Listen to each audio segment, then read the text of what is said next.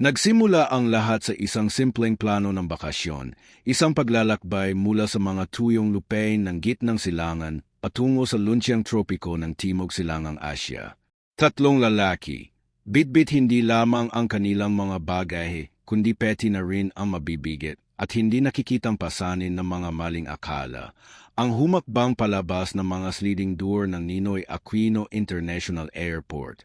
Nakita na nila ang mga balita at dokumentaryo na madalas nagpapakita ng isang limitado at minsan ay magulong larawan ng arkipelagong ito. Dumating sila na nakahanda ang sarili sa anumang hamon, marahil ay inaasahan ang malamig na tingin o ang kawalan ng pakialam ng isang abalang metropolis. Ngunit ang madalas na hindi nahahagip ng mga kamera at bihirang banggitin sa mga ulo ng balita ay ang hindi nakikitang enerhiya na bumabalot sa hangin dito, isang dalas ng init ng pagtanggap na hindi mo nakikita, ngunit agad mong mararamdaman. Madalas na sinasabi sa atin ng media ang tungkol sa trapiko, politika, o mga bagyo, ngunit bihirang huminto ito upang ipakita ang tahimik at nakahahalina na mahika ng ngiti ng isang estranghero. Habang nakatayo ang tatlong manlalakbay sa gilid ng kalsada, sinusubukang intindihin ang bagong pera at bagong wika. Malapit na nila matuklasan ang isang realidad na sasalungat sa halos lahat ng babalang ibinigay sa kanila. Ito ay isang kwento hindi ng mga grandiosong monumento, kundi na maliliit at makataong sandali na sumisira sa mga pader na naghihiwalay sa atin. Kung ang mga kwentong ganito ay pumupukaw sa iyong inters, mga kwentong tumutulay sa agwat sa pagitan ng pananaw at katotohanan, siguraduhing mag-subscribe at samahan kami habang tinituklas natin ang higit pang mga nakatagong koneksyon ng mundo. At sabihin sa amin, mula saan kayo nanonood ngayon? Ang kanilang paglalakbay ay dapat sanay isang karaniwang itineraryo ng turista na pupunta lamang sa mga sikat na dalampasigan at shopping mall. Gayunpaman, ang Pilipinas ay may paraan ng pagbago sa iyong mga plano sa sandaling ibaba mo ang iyong depensa. Sa loob ng unang oras, makakasagupa ang tatlong lalaki ng isang bagay na hindi inilagay sa anumang travel brochure, isang malalim na pakiramdam ng pagiging kabilang sa isang lupain kung saan sila ay ganap na mga dayuhan. Nag-iwan ito ng isang tanong na dapat nating itanong sa ating mga sarili. Bakit natin hinahayaang diktahan ng malalayong screen kung paano natin tingnan ang ating kapwa? Dayong ang katotohanan ay madalas na isang pakikipagkamay lamang ang leyo. Iba ang tama ng alinsangan sa Maynila kapag sanay ka sa tuyo at bukas na init ng Arabian Peninsula. Para sa tatlong manlalakbay, ang paglabas sa terminal ng paliparan ay tila pagpasok sa isang makapal na pader ng Ingay at Galo, isang pandamang karanasan na agad naglagay sa kanilang mga instinto sa mataas na alerto. Nakatayo sila sa gilid ng kalsada. Ang kanilang mga mata ay nagmamasid sa magulong sayaw ng mga jeepney at pribadong sasakyan, habang mahigpit ang hawak sa kanilang mga bagahe. Sa kanilang isipan, malakas na umugong ang mga babala mula sa kanilang pinanggalingan, mga kwento ng panloloko, panganib, at kawalan ng katiyakan sa kabisera ng isang umuunlad na bansa. Inihanda nila ang kanilang sarili na maging depensibo, na yumuko, at panatilihing formal lamang ang bawat pakikipag-usap. Ang isa sa kanila, ang pinakamatanda sa grupo, ay pinanood ang lumalaking dagsa ng tao na may sanay na pagiging seryoso, inasahan ang kawalan ng pakialam o mas malala, ang put. Ngunit ang Pilipinas ay hindi gumagalaw gamit ang salapi ng kawalan ng pakialam. Ito ay gumagalaw sa salapi ng koneksyon at ang palitan ay agaran. Habang nahihirapan silang intindihin ang masalimuot na sistema ng pagsundo, napansin ng isang lokal na attendant sa paliparan ang kanilang pag-aalinlangan. Sa maraming malalaking lungsod sa buong mundo, ang matagal na pakikipagtitigan sa isang estranghero ay nag-aanyaya ng gulo. Ngunit dito, nilapitan sila ng attendant hindi nang may pagwutos, kundi may tanong na binika sa malambing at tila kumakantang tono. Hindi niya lang basta itinuro ang daan patungo sa taxi stand, sinamahan niya sila. Kusa pang tinakpan ang pinakamatandang manlalakbay mula sa sikat ng araw gamit ang kanyang clipboard. Nagkatinginan ang mga manlalakbay, isang halong pagdududa at pagkalito. Hinihintay nila ang kapalit, ang paghingi ng malaking tip, o ang biglaang pagbabago ng tono. Ngunit ang lalaki ay ngumiti lamang. Bahagyang yumuko na may kamay sa tapat ng puso at hiniling na maging ligtas ang kanilang pananatili. Ito ay isang maliit na kilos. Marahil ay walang halaga sa lokal na gumagawa nito araw-araw. Ngunit para sa tatlong bisitang ito ay isang lamat sa baluti na suot nila mula pa sa kanilang pag-alis. Sumakay sila sa sasakyan. Napuno ng katahimikan ang pagitan nila. Nag-iisip kung ito ba ay isang bihirang swerte lamang o ang unang pangungusap ng isang kwentong hindi nila inaasahang basahin. Habang sumasabay ang sasakyan sa mabigat na trapiko, inakala nilang titigas muli ang puso ng lungsod. Ngunit sila ay nagmamaneho diretso sa isang revelasyon na hahamon sa lahat ng kanilang inaakala tungkol sa kalikasan ng tao. Ang tanawin ng kalunsyuran ng Maynila ay isang kabalintunan ng semento at kalikasan, kung saan ang mga modernong gusali ay nagbibigay ng mahahabang anino sa mga buhay at magulong pelengke sa kalsada. Sa loob ng taxi, ang air conditioning ay humuhuni ng isang mahina at artificial na lamig na lumilikha ng harang sa pagitan ng mga manlalakbay at ng mainit na realidad sa labas.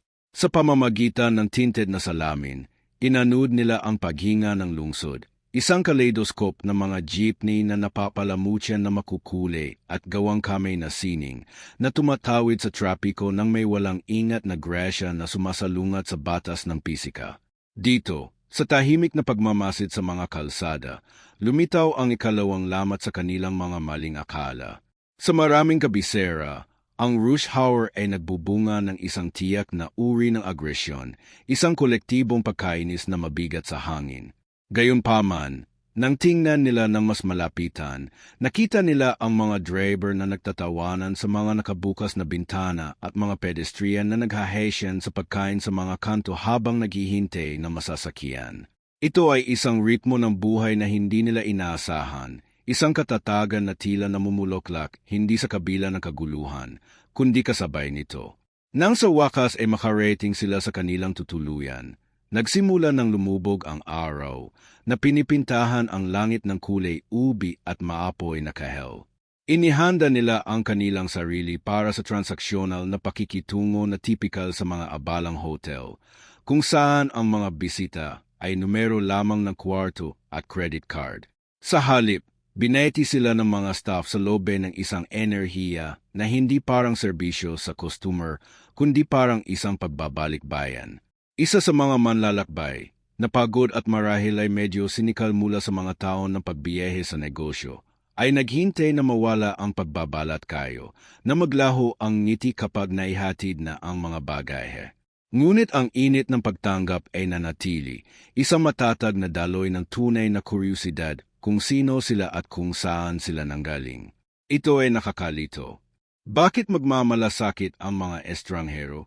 Habang nag-aayo sila sa kanilang kwarto, nakatanaw sa malawak na ilaw ng lungsod, ang pinakamatandang manlalakbay ay lumingon sa kanyang mga kasama. Ang kanyang noo ay nakakunot hindi dahil sa pag-aalala, kundi dahil sa isang bago at nag-aalab na katanungan. Nakaligtas sila sa pagdating, ngunit gumawa sila ng isang mapanganib na desisyon para sa gabi. Aalis sila sa kaligtasan ng tourist district at maglalakad sa lokal na kapitbahayan para maghapunan, nang walang kasama. Hindi pa nila alam, ngunit malapit na silang humakbang palabas ng mapa at pumasok sa isang sitwasyon na hindi mapaghahandaan ng anumang travel insurance. Sa paglayo mula sa makintab na marmol ng lobe ng hotel, at pagpasok sa mga ugat ng lungsod, agad na nagbago ang atmosfera. Ang hangin dito ay makapal sa amoy ng usok ng uling mula sa mga ihawan sa gilid ng daan at ang malayo at garalgal na bus ng isang viaduct machine na umalingaw-ngaw mula sa isang bukas na garahe. Ang tatlong lalaki ay naglakad ng dikit-dikit. Ang kanilang mga pandama ay matalas. Damang-dama na sila ay malayo sa ligtas na daanan ng mga turista. Sa madilim na amber na liwanag ng mga poste, naramdaman nila ang bigat ng mga tingin ng mga lokal, mga metang sumusubaybay sa kanilang galaw, pinapanood ang mga estrangherong malinaw na hindi kabilang doon. Sa isang sandali, Ang tensyon ay damang-dama. Ang bawat anino ay tila may dalang banta. Isang kumpirmasyon ng mga pangambang binitbit nila kasama ng kanilang mga pasaporte. Himinto sila sa isang abalang kanto. Nagde-debate kung babalik na lang, nang biglang tumayo ang isang grupo ng mga lalaking nakaupo sa mga plastik na silyang monoblok malapit sa isang sari-sari store. Nanigas ang mga manlalakbay, nalikas na naghanda para sa isang komprontasyon o paghingi ng pera, ngunit ang sumunod na nangyari ay sumalungat sa bawat instintong mayroon sila. Hindi hinarangan ng mga lokal ang kanilang daan, tumabi sila upang hawiin ito. Nakangiti ng malapad at nakaturo sa isang mesang puno ng simpleng pagkain. Kain tayo, ang sigaw ng isa, isang pariralang hindi naiintindihan ng mga bisita ngunit ang intensyon ay hindi mapagkakamalan. Let's eat. Ito ay isang paanyayang walang hinihinging kapalit na inyalok sa mga ganap na tagalabas sa gitna ng gabi. Ang mga manlalakbay ay natulala, hindi sigurado kung paano ipapaliwanag ang kanilang nasaksihan. Sa kanilang sariling kultura, ang pagmapagpatuloy ay isang sagradong tungkulin, ngunit dito, libu-libong milya ang layo, nakikita nila ang salamin ng parehong kabutihang loob na namumulaklak sa isang simpleng kanto ng kalsada. Nagatubili sila, tinitingnan ang mga tuhog ng inihaw at ang mga boat ng soft drinks. Napagtatanto na ang panganib na kanilang kinatatakutan ay guni-guni lamang at napalitan ng isang nakabibiglang kabaitan. Ngunit nang sila ay umupo, tinatanggap ang mga plastik na basong inyalok sa kanila, napansin nila ang isa pang bagay, isang detalye sa mga mata ng mga lokal na nagpapahiwatig na hindi lamang ito tungkol sa pagiging magalang. Ito ay tungkol sa isang bagay na mas malalim. Isang pilosopiyang kultural na tumitingin sa isang dayuhan hindi bilang banta, kundi bilang isang kamag-anak na hindi pa nila nakikilala. Habang lumalalim ang gabi, ang plastik na mesa ay naging tulay sa pagitan ng dalawang magkaibang mundo. Ang wika, na karaniwang isang pader na naghahati sa mga bansa, ay gumuho sa ilalim ng bigat ng pinagsasaluhang tawanan at ang universal na wika ng pagsasalo-salo. Natagpuan ng mga manlalakbay ang kanilang sarili na nakikipag-usap gamit ang mga senyas at putol-putol na Ingles. Nagtatanong tungkol sa pagkain, mga tuhog ng jemadong karne at matamis na kakanin, habang ang mga lokal naman ay nagtatanong tungkol sa disyerto at buhangin. Walang pagkukunwari dito, walang palabas na ginawa para sa mga turista. Napagtanto ng mga lalaki nang may pagkagulat na ang mga lokal na ito, na malamang ay nagtatrabaho ng mahabang oras para sa katamtamang kita, ay ibinabahagi ang kanilang hapunan hindi dahil gusto nilang may makuha pabalik, kundi dahil nakakita sila ng tatlong gutom na kaluluwa na nakatayo sa dilim. Nagkatinginan ang mga banyagang bisita, isang halong hindi makapaniwala at paghanga, na nakikilala ang refleksyon ng sinaunang batas ng pagkamapagpatuloy ng kanilang sariling kultura, na sumasalamin sa mga tradisyong Bedouin ng disyerto sa mainit na tropiko. Nang dumating ang oras ng pag-alis, isa sa mga manlalakbay ang dumukot sa kanyang bitoka, nagbabalak na magbayad para sa pagkain at inuming kanilang nakonsumo. Ito ay isang reflex, isang karaniwang transaksyon sa mundong pinatatakbo ng komersyo. Ngunit sa sandaling lumabas ang pera, nagbago ang atmosfera, hindi sa galit, kundi sa isang matatag at banayad na pagtanggi. Umiling ang mga lokal na iwinawagayway ang kamay upang tanggihan ang pera na may mga ngiting nagsasabing, kayo ay mga bisita, hindi mga customer. Natulala ang mga manlalakbay, hindi sigurado kung paano ipoproseso ang isang pagtanggi sa bayad na pakiramdam ay isang yakap. Para sa kanila, ang nag-iisang sandaling ito ay mas makapangyarihan kaysa sa anumang bagay sa kanilang pinanggalingan. Winasak nito ang sinikal na naratibo ng tourist trap ng tuluyan. Naglakad sila pabalik sa kanilang hotel ng tahimik. Ang mga neon lights ng lungsod ay lumalabo patungo sa isang bagong perspektibo. Inakala nilang nakita na nila ang puso ng bansa ng gabing iyon, ngunit habang nag-iimpek sila ng kanilang mga bagay para sa isang maagang flight patungo sa mga probinsya, hindi nila alam na ang lungsod ay panimula lamang. Ang tunay na kaluluwa ng arkipelago ay naghihintay sa mga tahimik na baryo, kung saan ang katahimikan ay nagsasalita ng mas malakas kaysa sa mga salita, at kung saan ang isang kakaibang uri ng pagtuklas ay malapit ng magpayak sa isa sa kanila. Malayo sa mga higanteng semento ng kabisera, lumambot ang tanawin patungo sa lungting yakap ng mga probinsya, kung saan ang buhay ay gumagalaw sa bilis ng pagtaon at hindi ng trapiko. Dito, sa gitna ng makukulay na palayan at ang maindayog na paghampas ng mga aalon, ang huling petong ng baluti ng mga manlalakbay ay tuluyang nahulog. Inanood nila ang mga batang naglalaro sa mga maalikabok na kalsada gamit ang mga laruang dawagawa lamang. Tumatawa ng may kagalakang dalise at walang pasanin na tila banyaga sa mga lalaking sanay sa masalimuot na kabalisahan ng modernong yaman. Nagbigay ito ng isang tahimik at hindi komportableng tanong. Ano nga ba ang tunay na sukatan ng masaganang buhay? Ito ba ay ang balance sa bangko o ang katatagan ng komunidad na nakapaligid sa iyo? Isa sa mga manlalakbay ang huminto upang panoorin ang isang lokal na mangingisda na nag-aayos ng kanyang lambat sa ilalim ng lilim ng puno ng niyog. Tumingala ang lalaki, nag-aalok ng isang tango ng pagkilala na hindi na nangangailangan ng pagsasalin. Sa maikling palitan na iyon, naramdaman ng manlalakbay ang isang malalim na pakiramdam ng kababaang loob na bumalot sa kanya. Napagtanto niya na sa kabila ng lahat ng teknolohiya at kaunlaran na ipinagmamalaki ng kanyang bansang pinagmulan, marahil ay nakalimutan na nila ang ganitong tiyak na dalas ng kapayapaan.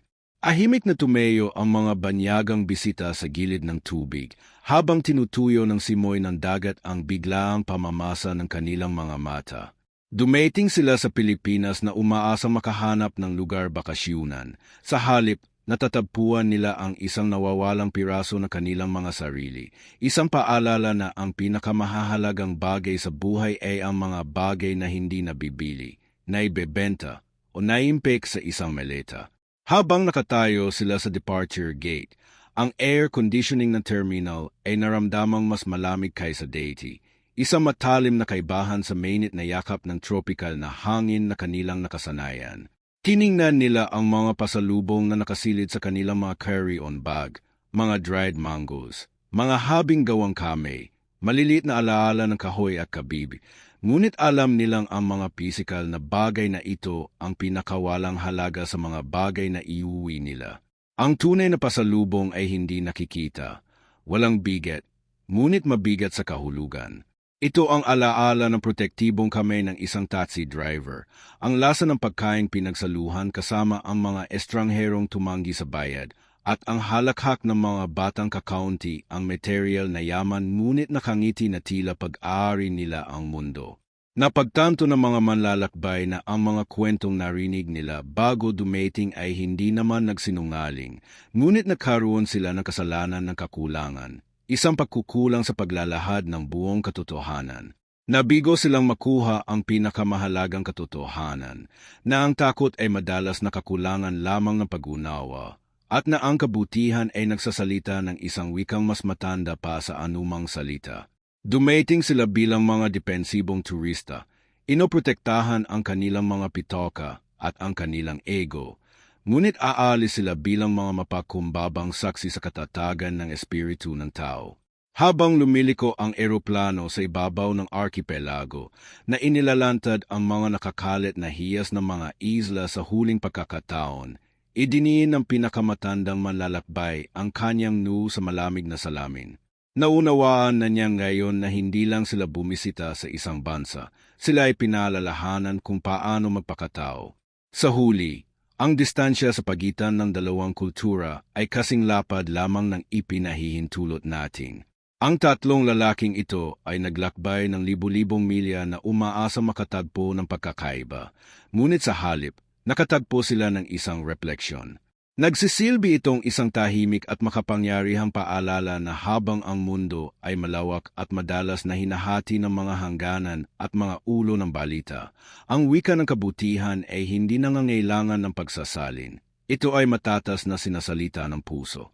Kung naantig ka ng kwentong ito, ibahagi ito sa isang taong nangangailangan ng paalala tungkol sa kabutihan sa mundo ngayon.